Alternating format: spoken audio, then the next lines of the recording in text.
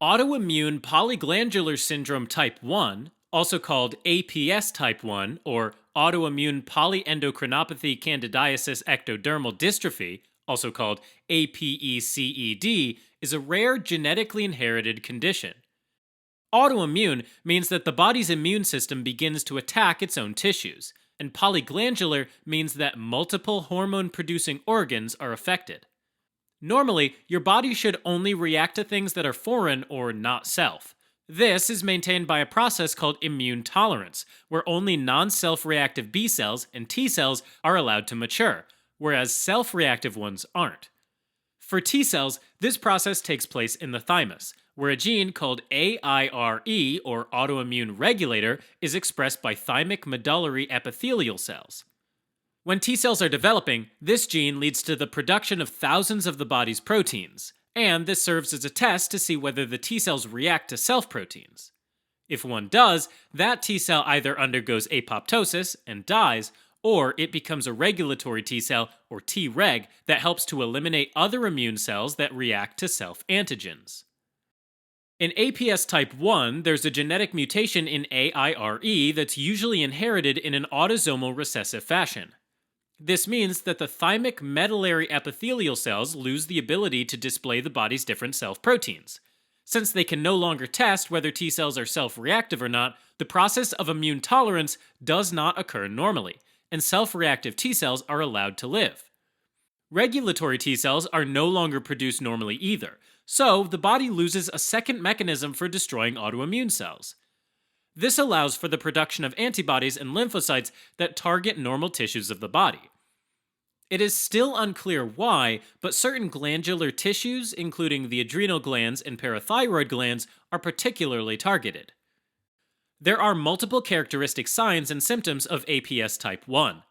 One of them is polyendocrine malfunction, resulting in hypoparathyroidism, characterized by low calcium and elevated phosphorus in the blood that can cause muscle cramping and seizures, and primary adrenal insufficiency, also called Addison's disease, which can reduce cortisol and aldosterone levels.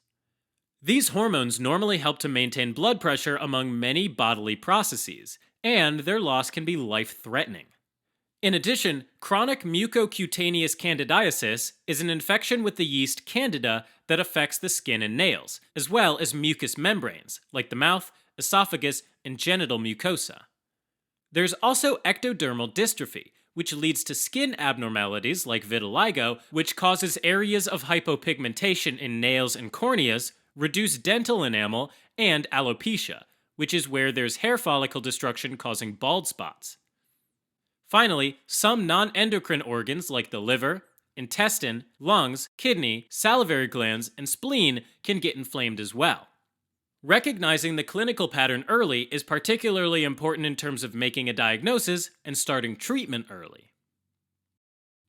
Diagnosis of APS type 1 is based on the presence of at least two of the three characteristic manifestations, namely chronic mucocutaneous candidiasis, hypoparathyroidism, and primary adrenal insufficiency.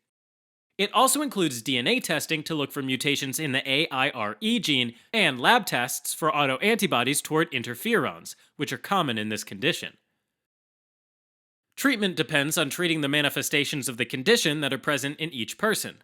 This can include hormone replacement therapy, immunosuppressive medications in those with non-endocrine organ damage, and calcium and vitamin D supplementation in those with hypoparathyroidism.